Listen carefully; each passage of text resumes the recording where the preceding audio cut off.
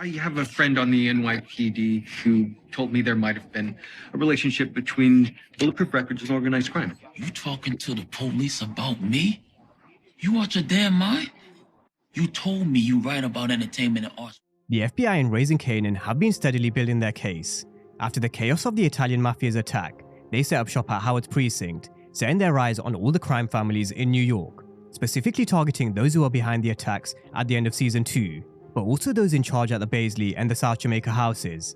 Agent Tanner's been on a mission steadily building his case ever since 302, through undercover agents, where Rock was one of the main suspects in the investigation, but that soon turned to Marvin Thomas, and he's been under law enforcement's radar for a while now, thanks to Gerald Moore, who was undercover after all, albeit blackmailed. However, is there a twist to the tale?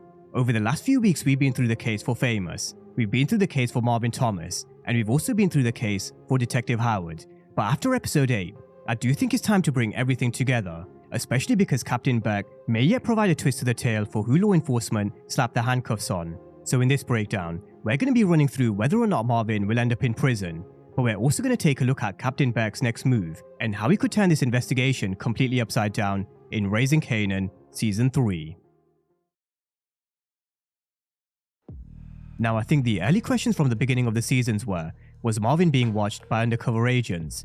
We know Rock was heavily being targeted by the FBI, but with Marvin being the older brother who served jail time for distribution, I'm sure law enforcement would have done their homework and were also keeping tabs on Marvin, which did turn out to be the case. Now, whether Gerald Moore is someone who was planted by law enforcement as far as back as Season 2, Episode 2, which is when we saw Marvin meet Gerald at his anger management class, we can't be 100% sure. But let's take it back a step and connect the dots around how and why they've got this case against Marvin.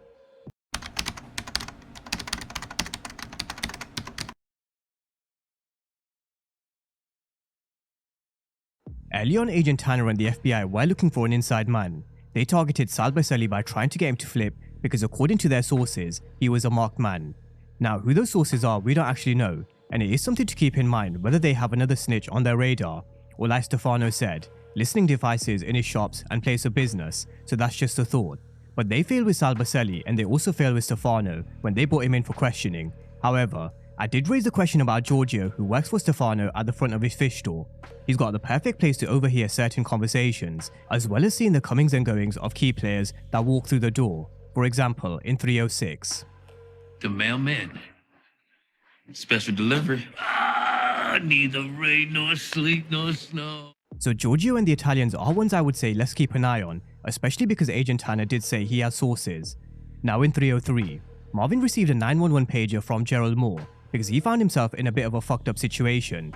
We saw Marvin helping him home and then later came to see him at his office, where we found out he works for the newspaper called The Voice. Since then, we've seen the two confide and open up to each other about their personal lives, their daughters, and how Gerald could even help Duke by writing a piece in his entertainment section, although the questions that he asked always made us question his true intentions. You knew him? Yeah, everybody know Dean. Did he sell drugs like the police were saying? So if Gerald wasn't on your radar before, then he definitely should have after this. Let's also not forget, arguably the biggest moment which probably should have told us everything we needed to know. Tony Deep. Sounds like a porn star. What you sound like to me is somebody I don't even fucking know. At the park bench, Marvin was approached by a former employee at Lane's who said that he walked in on him and Tony Deep 1,000 times when they were in action. But Marvin made it look like he didn't know him or ever heard of Tony Deep, and that's because he was the one who actually put the hit out on her in Season 2, a botched hit that ended with the death of one Marco Baselli. So was it a coincidence that so soon after the park bench meeting, where Tony's name was dropped, which Gerald also questioned, that we then saw Marvin's face ending up on Agent Tanner's desk? I don't think so. I think this is the moment where Gerald most likely fucked up, because he's looking for a story, but the wrong kind. He was asking Marvin about the connection between Bulletproof Records and the Italian Mafia, but also dropped that he's been speaking to a friend who works for the NYPD, which is where we began to see Marvin really taking a turn. But just before we get to that, I have no doubt that Gerald is actually a junkie. In fact, I think that's one of the reasons why he's an easy target for someone like Agent Tanner. He's a single parent, he's a complete mess, and he's struggling.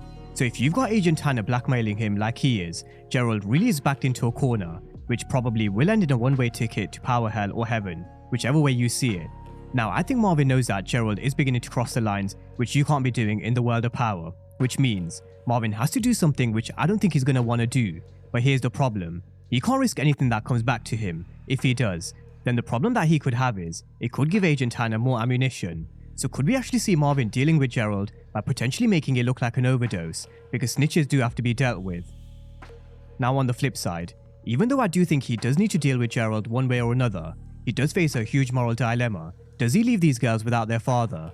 In my breakdown, I mentioned that there is a reason why they brought in Gerald's 2 girls, and that's because it gives Marvin a real headache in terms of the decision that he's having to make. It's already been said that Gerald has no family because he was caught stealing. Their mother is out in the wind, either on drugs or maybe even dead, who knows. So what does Marvin do? What would you guys do if you were in Marvin's shoes? A man who's reformed, changed, and someone who's now liking his reflection that he's seeing in the mirror. Now look, in my opinion, as sad as it is to leave these 2 girls without a father, I think Marvin has to do what he has to do. Now, will that give Agent Tanner even more ammo to put him behind bars?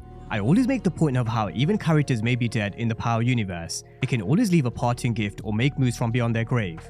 So even if he does deal with Gerald, is Marvin on borrowed time? Is he going to end up in that orange jumpsuit, or is there still a twist to the tale?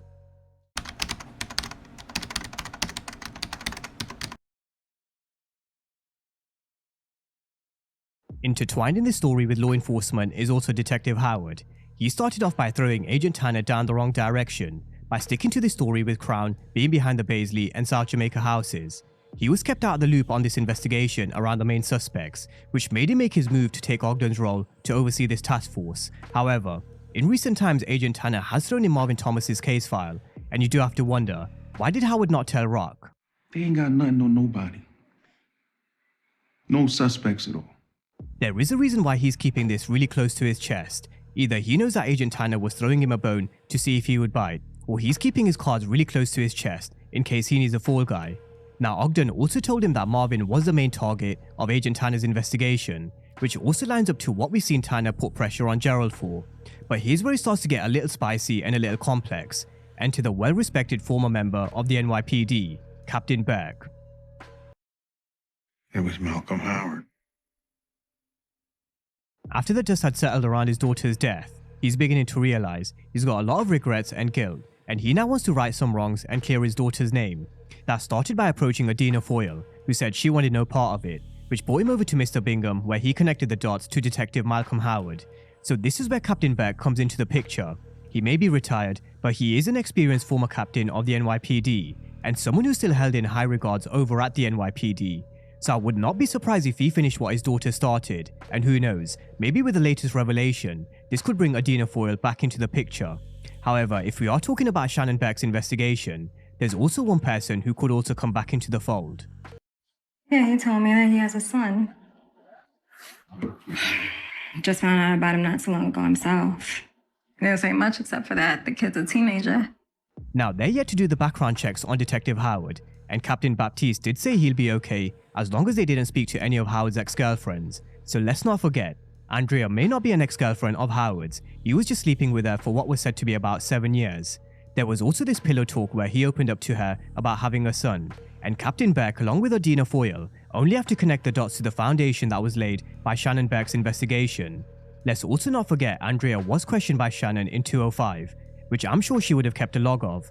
So this also goes back to my point of how characters may be dead in the Power universe, but they can still leave a gift or still have an influence, and this definitely falls into that category.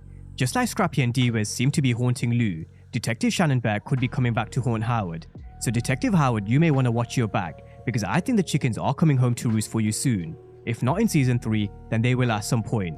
So the question is, will the FBI get a win come the end of Season 3? And if they do, who will it be? Will it be Detective Howard, or will it be Marvin? Or could it even be Famous, although it has gone a little quiet around him in recent times?